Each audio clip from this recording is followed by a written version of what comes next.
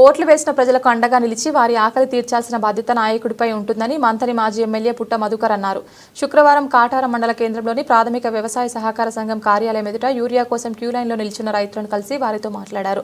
2-3 రోజులుగా యూరియా కోసం లైన్లో నిల్చుంటున్నామని తమ ఆవేదన వ్యక్తం చేస్తున్నారని ఆయన అన్నారు.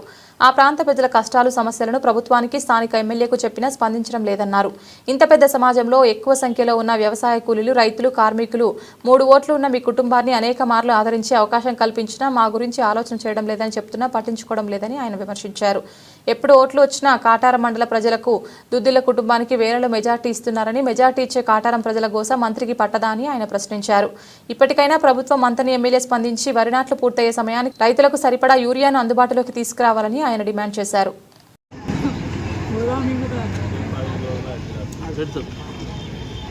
కాటారం పిఎస్సిఎస్ దగ్గర మనం ఇక్కడ నిలబడి ఉన్నాం. ఇక్కడ యూరియా బస్తాల కోసం రైతులు లైన్లలో నిలబడ్డారు. వెళ్తూ ఆగడం జరిగింది. ఏం పరిస్థితి ఉందని చూస్తే ఆడవాళ్ళు 3 రోజుల నుంచి తిరుగుతూ ఉన్నామని వారు చెప్తా ఉన్నారు. మగవాళ్ళు కూడా 2 రోజుల నుంచి వస్తూ ఉన్నామని వాళ్ళు చెప్తా ఉన్నారు. నిజంగా మేము ప్రతిరోజు ఈ ప్రభుత్వాన్ని, స్థానిక ఎమ్మెల్యేను వేడుకుంటా ఉన్నాం, డిమాండ్ కూడా చేస్తూ ఉన్నాం.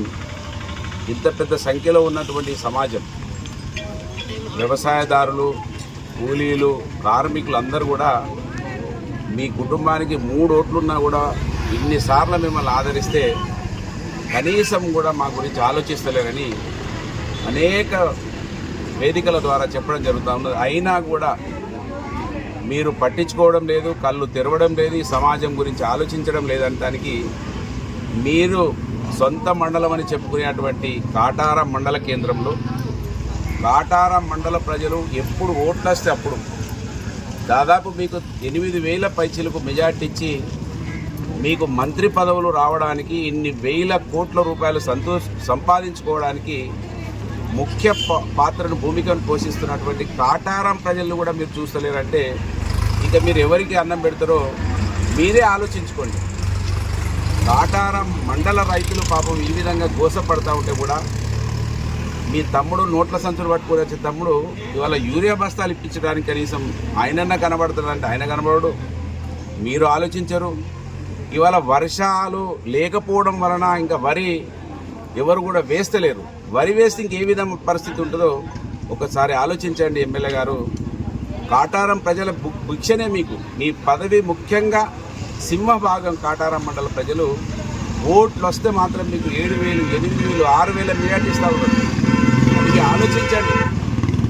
ఓట్లు వేస్తే ప్రజలకు అండగా ఉండి వాళ్ళ ఆకలి తీర్చేటువంటి నాయకులను చూసినాం, కానీ మీ కుటుంబానికి మాత్రమే 1,000 కోట్ల రూపాయలు సంపాదించుకొని ప్రజలను ఎన్నడూ కూడా పట్టించుకోలేనటువంటి నాయకుడు ఎవరైనా ఈ భారతదేశంలో ఉన్నారంటే అది ఒక మీరే ఉన్నారనే విషయాన్ని మంత్రి ఎమ్మెల్యే దుద్దిల శ్రీధర్ గమనించాలి.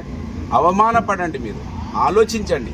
ఇంకా వర్షాలు, ఈ మధ్యలో వర్షాలు వస్తే మళ్ళా వరి నాట్లు వేస్తే ఇంకా పెద్ద ఎత్తున యూరియా అవసరం ఉంటుంది. కనుక మీరు ఈ గవర్నమెంట్ ఈసారి పచ్చి రొట్టె విత్తనాలు కూడా ఇవ్వడంలో విఫలమైపోయారు, పప్పు ధాన్యాలు సీడ్ ఇవ్వడంలో విఫలమైపోయారు. కనుక ఇవాళ మంత్రి ఎమ్మెల్యే కళ్ళు తెరవమని కాటారం పిఎస్సిఎస్ దగ్గర నేను నిలబడి డిమాండ్ చేస్తున్నా. ఇప్పటికైనా కళ్ళు తెరిచి ఒకవేళ వరి సాగు అయితే పెద్ద ఎత్తున అవసరం ఉంటుందనే విషయాన్ని గమనించాలే మంత్రి ఎమ్మెల్యే దుద్దిల